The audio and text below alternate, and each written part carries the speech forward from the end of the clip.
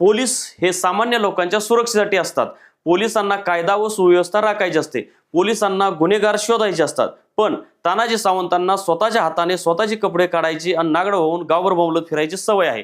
गेल्याच आठवड्यात त्यांनी पोलिसांवर दबाव आणून आपल्या कार्ट्याचं चार्टर विमान परत आणायला लावलं होतं। या निर्लज्ज सावंतांना सरकारी यंत्रणेतील लोक म्हणजे घरगडी वाटतात की काय? तानाजी सावंत स्वतःला अतिरेकी समजतात की काय? एवढी त्यांना जीवाची भीती कशाला हवी? आडमुठा, आडदांड, रगेल, श्रीमंतीचा अवडंबर माजवणारा माणूस अशीच तानाजी सावंत यांची इमेज आहे। त्यांना दोन फटके देऊन कुणीही स्वतःचा अपमान करून घेणार नाही। तानाजी सावंत हे भर चौकात जाऊन जरी एकटे उभे राहिले तरी या भंपक माणसाकडे दुर्लक्ष करा असं म्हणत कुठलाही माणूस सावंतांना हात लावायला जाणार नाही। सावंतांची जीभ नीट नाही, त्यामुळे सुरक्षेचा उपाय म्हणून त्यांना एक पोलीस कर्मचारी पुरेसा आहे। तोच तर योग्य निर्णय देवेंद्र फडणवीस यांनी घेतलाय। त्यानंतरही तानाजी सावंतांना फारच जीवाची भीती असेल, त्यांनी खासगी सुरक्षा व्यवस्था भाड्याने घ्यावी। तिथं 48 काय पण 1000 लोकांची सुरक्षा व्यवस्था नेमली तरी त्यावर आक्षेप असायचं कारण नाही।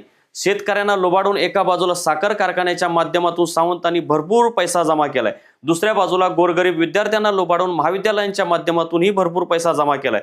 परंतु सरकारी खर्चातून त्यांना मिजासी मिरवायची, ही मिजासी त्यांनी खासगी खर्चातून मिरवावी, त्यातून गोरगरीब लोकांना रोजगार तरी मिळेल। तानाजी सावंतांची मिजासी उतरवल्याबद्दल व गद्दारांना त्यांची लायकी दाखवल्याबद्दल देवेंद्र फडणवीस यांचे अभिनंदन करायला हवे। परंतु अशा गद्दार व फाजील नेत्यांना घडवण्याचे काम फडणवीस यांनीच केलेलं आहे। गद्दार लोक, लायकी नसलेली लोक भविष्यात कशी डोकेदुखी ठरतात त्याचंच हे छोटंसं उदाहरण आहे। फडणवीस यांनी आता तरी शहाणे व्हावे व महाराष्ट्रातील सुसंस्कृत राजकारणाची नव्याने पुनर्स्थापना करावी।